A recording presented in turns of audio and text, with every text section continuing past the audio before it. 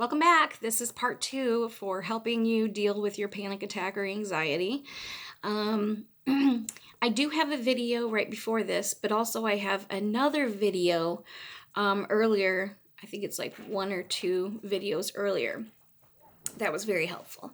So here's a couple more things that you can do to deal with it.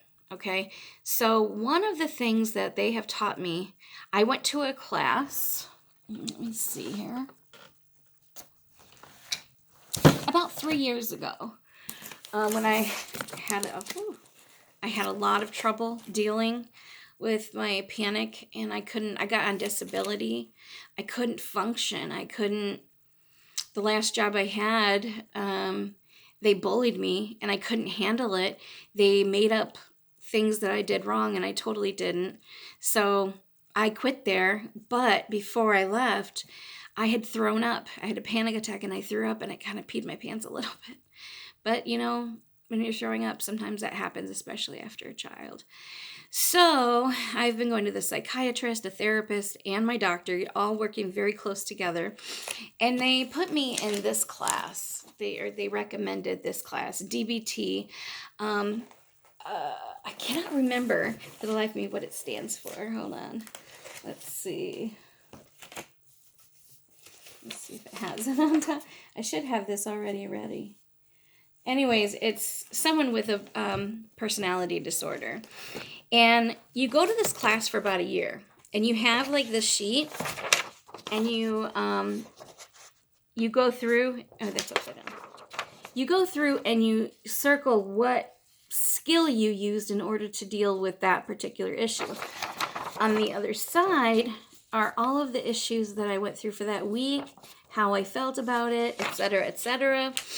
So some of it comes so second nature that I actually don't, use this anymore. But there are a couple of things I wanted to mention on here that were a huge deal for me. When I'm going through one of my particular issues was I would have panic attacks while driving.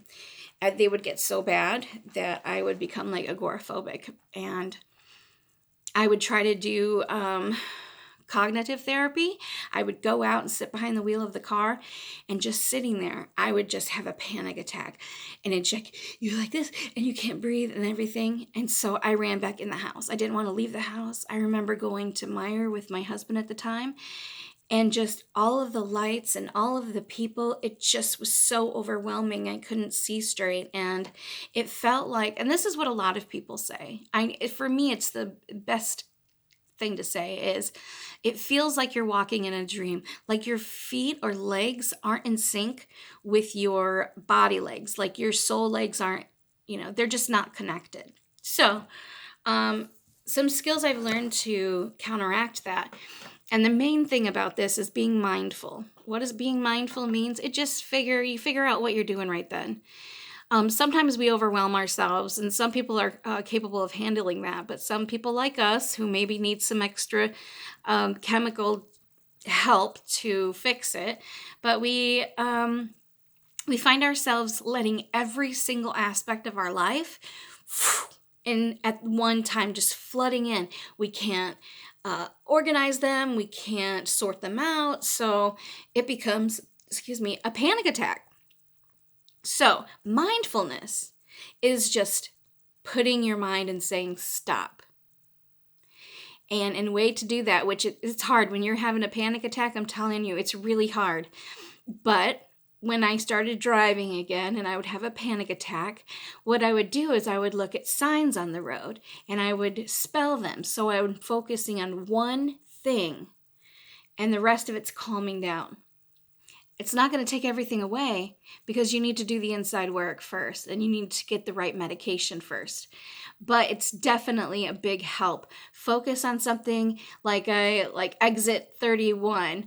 Oh, there's Waldemar Park, Woldumar.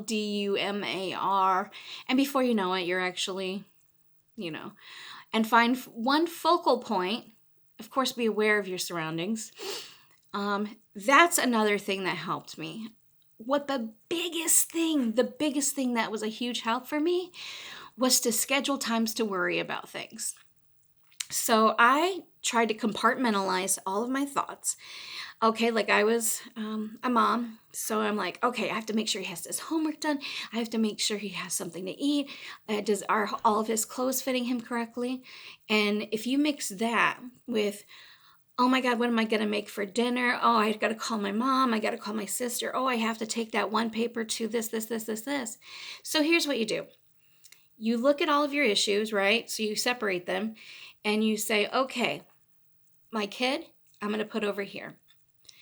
My paperwork and stuff like that, office stuff that we all have to do, bills, that sort of thing, put here. And then you do that for each section of your life. Now, what I did is I set up time to worry about it. It's still hard to lay in bed and be like, oh, did I do this? Did I do this? Did I do this? But just remind yourself, as long as you have everything up to date that time, like let's say 3:00, I'm going to worry about Joby. Okay.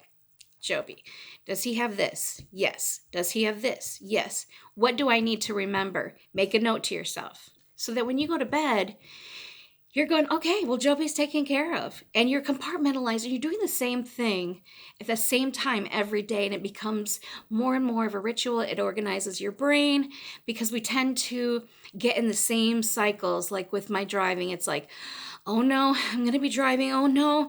And the fear was passing out while I was driving. So I'm like, oh no, I'm going to pass out. Am I passed out right now?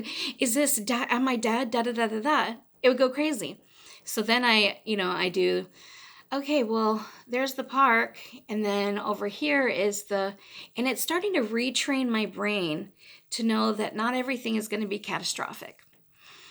So those are some helpful things. And of course, the biggest thing, biggest thing is make sure you get therapy, because people think therapy is just like for wackos, but every single person benefits from it because they can read you. They can tell what you need to address, what you don't need to address, and they let you do the work. They ask the questions, but you do the work and you seek out the answers, and then you get questions that you would never question for yourself. So therapy is so important. If you think you have something like bipolar disorder or personality disorder or schizophrenia, all of those things, you're not crazy. You just have some chemical stuff going on. And sometimes it's harder than not. And sometimes we can't cure it, I'm never going to be cured. When everything was good, I would tell my doctor, I'm like, if the medicine's good, I completely understand my issues. Why is it that I'm laying in bed and I can't get up because it's like walking in molasses? It's like having the flu. I can't stop it. And she said to me, you'll always struggle with your bipolar.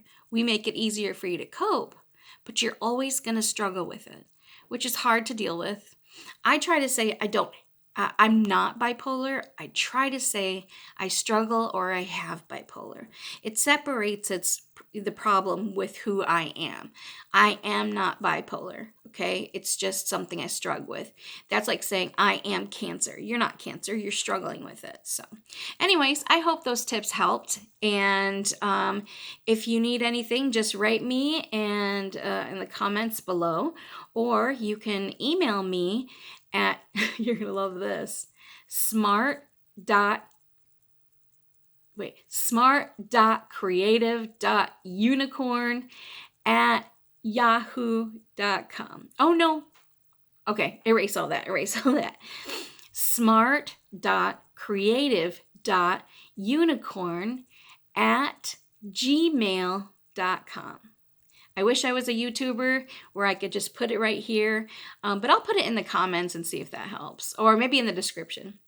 Anyways, I hope you got a lot from this, and I love sharing my life, so if you ever want me to share anything else that might be helpful or just silly or my most embarrassing moments or whatever, I would love to share it with you. So have a good night, day, stay safe, wash your hands, stay inside. People are crazy. Just stay inside. All right, you kiddos have a wonderful day. Bye.